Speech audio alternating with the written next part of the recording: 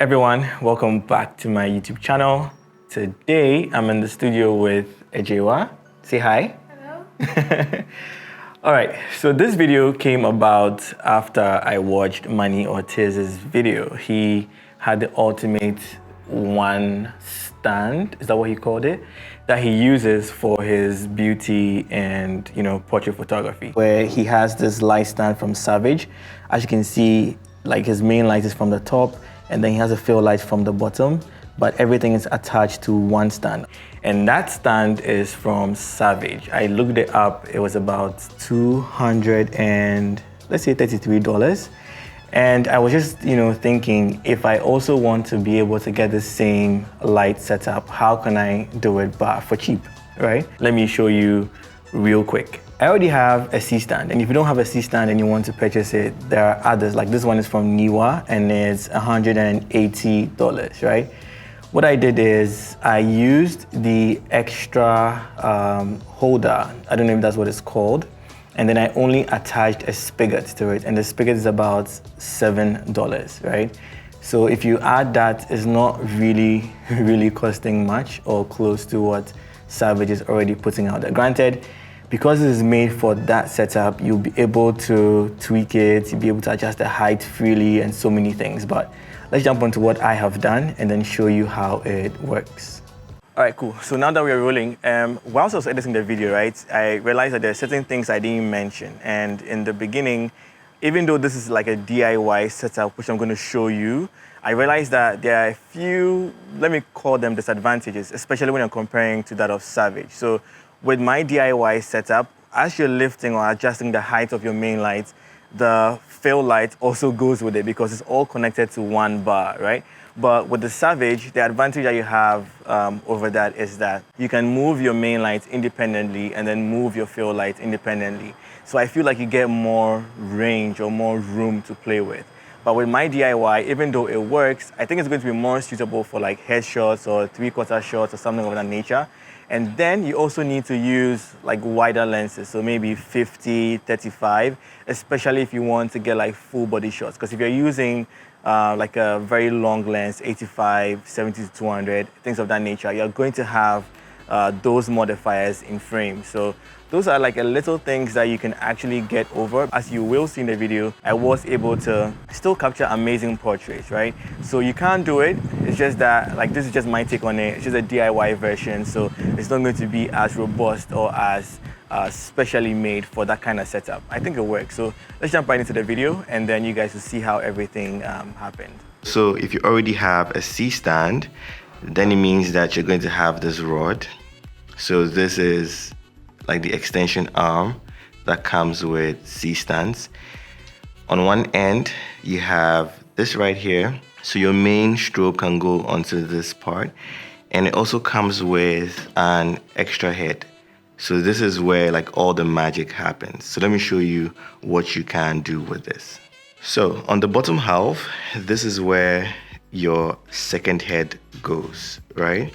What you can do to attach your light on is to use a spigot. So the spigot is gonna go in here. So when you're losing it, you can put a spigot in there. So this was my setup. And then I just put the S bracket on there so that I can easily mount my modifier on.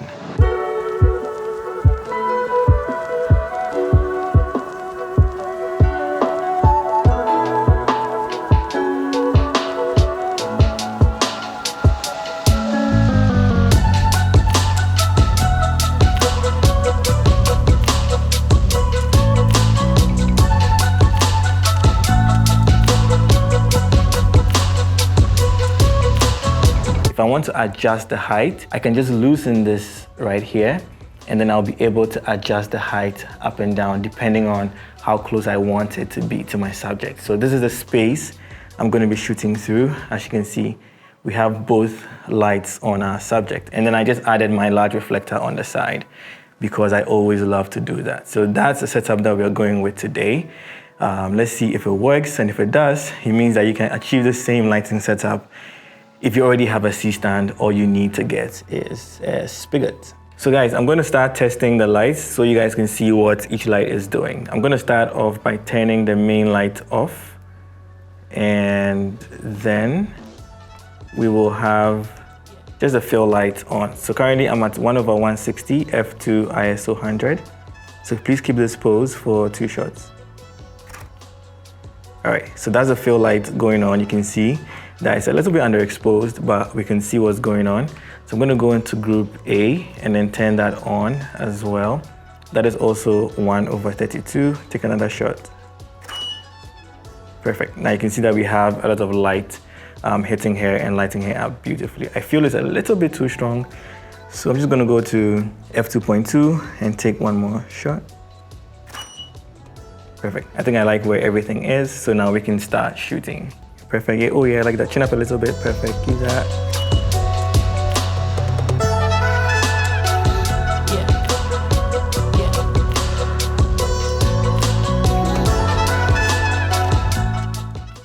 Yeah, like that. Keep that, keep that, keep that. Stunning. Ooh, I love. Beautiful. One more shot.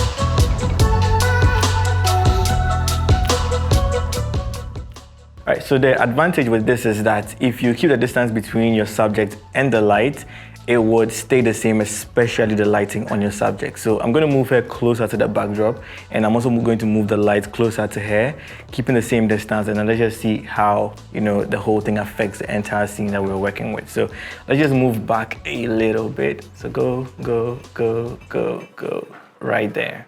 All right, cool. So we're just keeping just about the same distance between the light and our subject. I'm also going to move my reflector. We'll just capture a few frames over here as well. Yeah, I like that. Bring your arms up a tiny bit. Yeah, love that. Oh, I like it. So you can see the background has also gotten brighter, but that's actually fine. Can you move a little bit to your, yeah, right there. Keep it, keep it, keep it. Let me even come closer to you now. Oh, I love that.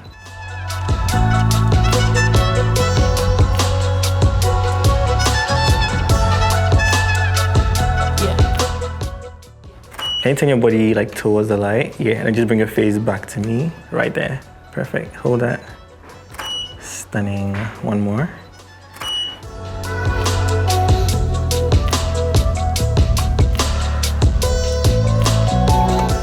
We can even adjust the height of our fill light, and then we can even take like headshots. So I'm going to move this light up. So it's going to give me like a very narrow space to shoot through, but because this is like a close-up shot, I really don't mind. Okay, that's pretty cool.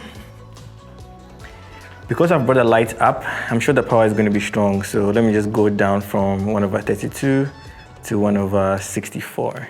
Okay, yeah, keep that. Amazing, I love it. Beautiful. Okay, one last shot. Perfect.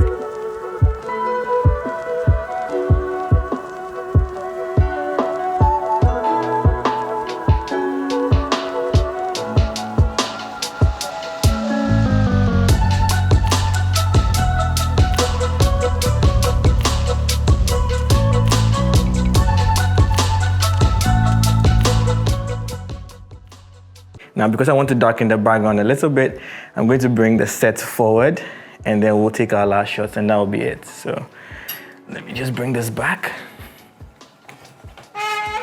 Right here. Yeah, right there. So these are also going to be close-up shots, just like we did a few moments ago. All right, 3, 2, 1. I love it. So you can see the light on here stays the same. and our background has gotten slightly darker. I love it. Let me shoot these in landscape. 3, chin up a little bit. I like that, like that, like that, like that. Beautiful. One more shot. Okay, one last one. Let me just get even closer. Yeah, I like these. Straight into the camera. Nice, one last one. Perfect.